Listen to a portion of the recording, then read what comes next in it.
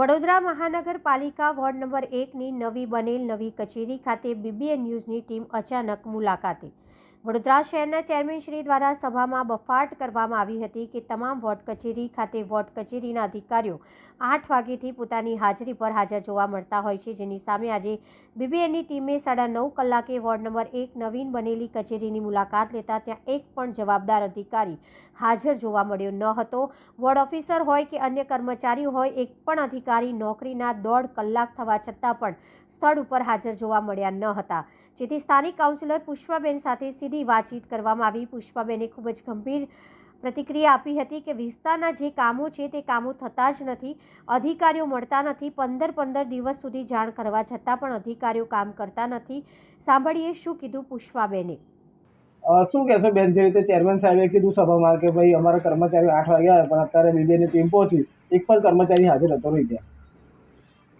આપને ખૂબ ખૂબ શુભેચ્છાઓ અને આપને અભિનંદન એટલા માટે આપું છું કે આપે ચેરમેનની સ્પીચ કે જે 8 વાગે કર્મચારીઓ કે અધિકારીઓ આવે છે એનો બચાવ કરવાની જે વાત હતી એને ઉજાગર કરવા આજે તમે 9:30-10 વાગે ઓફિસ પર પહોંચ્યા. ઓફિસનો ટાઈમ 8 વાગ્યાનો છે. એક પણ દિવસ 10 વાગ્યા કે 11 વાગ્યા પહેલાં કોઈ કર્મચારી આવતું હોય એવું છે નહીં. સત્તા પક્ષના કોર્પોરેટરો જ્યારે એવું કહેતા હોય કે વડોદરા શહેરમાં અધિકારીઓનું રાજ છે, એ વાત બિલકુલ સાચી છે. જે કર્મચારીઓ સારા છે, જે કર્મચારીઓ બિચારા સમયસર કામ કરે છે પબ્લિકનું હિતાર્થે, એ લોકો તો સવારે અહીંયાથી બી હું જોઉં છું કેટલાય અધિકારીઓ સવારમાં એમના સમય પ્રમાણે 7:45 નીકળી જતા હોય છે. અમારા ત્યાં રાજકીય પીઠબળવાળા અધિકારીઓ મૂકવામાં આવેલા છે. આ અધિકારીઓ એટલા બધા બેફામ છે, હું આપને કહું છું, પણ તમે નાગરિકોને પૂછજો, એટલા બેફામ અધિકારીઓ અમારા વોર્ડ નંબર 1માં 2-3 અધિકારી એવા બેફામ છે કે કોઈ નાગરિકની ઉંમરનો લિહાઝ કરતા નથી.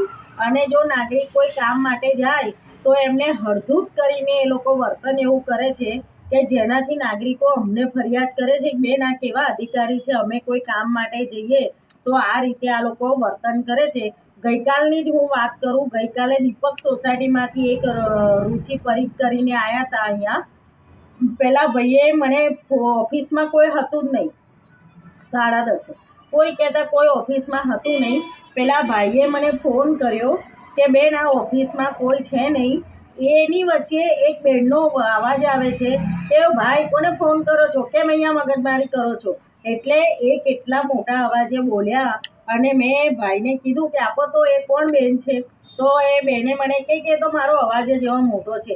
અરે ભાઈ, તમારો અવાજ એવો મોટો હોય તો તમારા ઘરમાં રાખો. અમારા વોર્ડ નંબર 1માં અત્યારની પરિસ્થિતિ એવી છે કે અમે પોતે પણ એવું વિચારી રહ્યા છે કે આ સત્તા પક્ષના લોકો એ લોકોના કામ કરાવવામાં ઇન્ટરેસ્ટ રાખે છે કે લોકોને હેરાન કરવામાં ઇન્ટરેસ્ટ રાખે છે.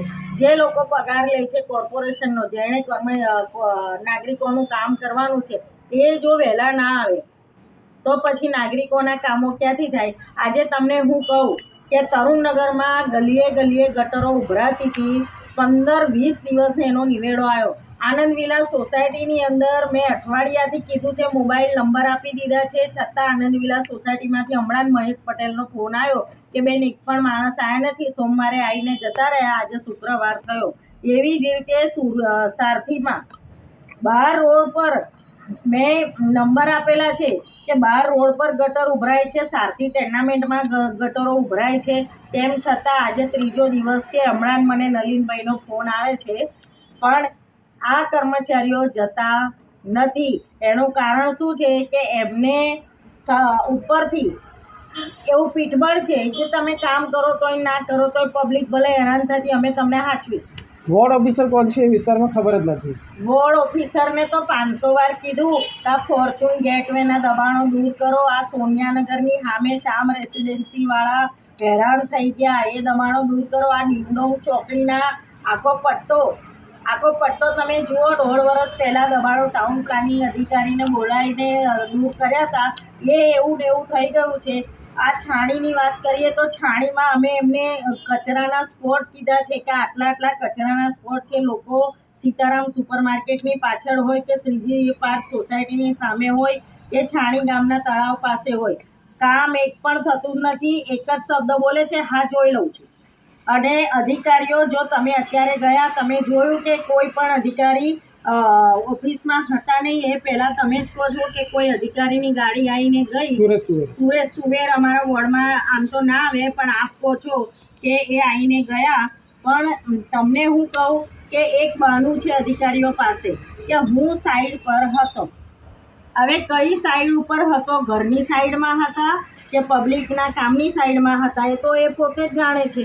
બરાબર છે. આ ડેપ્યુટી કમિશનર તરીકે કોઈ રાજપૂત આવ્યા છે, એ રાજપૂતને પૂછો કે અમારી વોર્ડ ઓફિસ જોઈ છે કે નહીં. એમને બી અમે 500 વાર કીધું કે આ સરસ્વતી નગરમાં ગંદુ પાણી આવે છે, આટલા સમસ્યા છે, તમે એક રાઉન્ડ તો મારો. પણ એક રાઉન્ડ જો મારે હોય તો એટલે બધા જ જાડી ચામડીના થઈ ગયા છે. સત્તા પક્ષના કોર્પોરેટરોને જો આ ના ગાળતા હોય, સત્તા પક્ષના પૂર્વ મેયર અમારા સભામાં બોલતા હતા કે આ તમામ અધિકારીઓને આપણે સબક શીખવાડવાની જરૂર છે. અધિકારીઓ કોર્પોરેટરનું ગાળતા નહીં, કોર્પોરેટરનું માનતા નથી. બરાબર છે.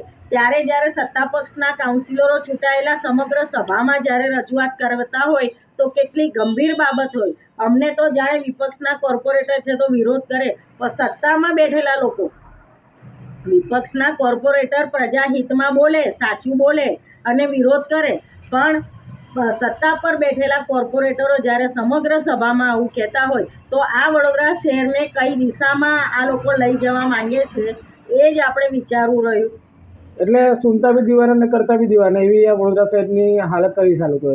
આમાં એવું છે કે મારો તે સારો આ સૂત્ર હું સભામાં પણ બોલું છું. આમાં જે મેઇન પદ અધિકારીઓ જે છે સત્તા પક્ષના, એ લોકોના ત્યાં જૂઠી વાત કહી આવે તો પ્રેમથી કહી આવે. હકીકતમાં એ લોકોએ એવું વિચારવાનું હોય કે આ અમારી ચાંપલૂસી કરવા માટે અહીંયા આવે છે, પણ એ લોકો વિસ્તારમાં જતા જ નહીં, કામ કરતા જ નથી. તમે વિચારો કે આજે હું કોર્પોરેટર તરીકે એક વિસ્તાર અમારા ધ્યાનમાં હોય, દિવસની 80% કામગીરી અમે એમને ફોન પર કહેતા હોઈએ, કારણ કે ઓફિસમાં તો કોઈ જતું નહીં. હું એક વાર ગઈ 10:30 તો પણ 2 અધિકારી સિવાય કોઈ હતું ને, આખી ઓફિસ ખાલી હતી. તો અમે ઓફિસમાં જઈએ કયા ટાઈમે, અધિકારીઓ તો હોય નહીં, ફોન કરીએ તો એવું કે અમે તો સાઈડ ઉપર છીએ. હવે કઈ સાઈડ છે એને જ ખબર છે.